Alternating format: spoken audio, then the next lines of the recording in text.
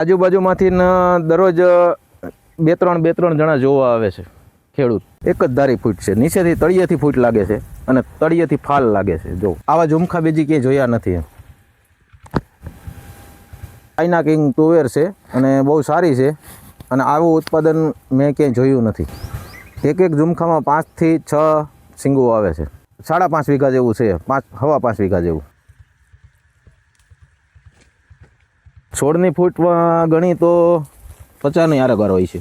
આખા ખેતરમાં એક જ ધારો ફાલ અને ફૂટ છે. આ જુઓ, એક જ ધારી ફૂટ છે, નીચેથી તળિયેથી ફૂટ લાગે છે અને તળિયેથી ફાલ લાગે છે. જો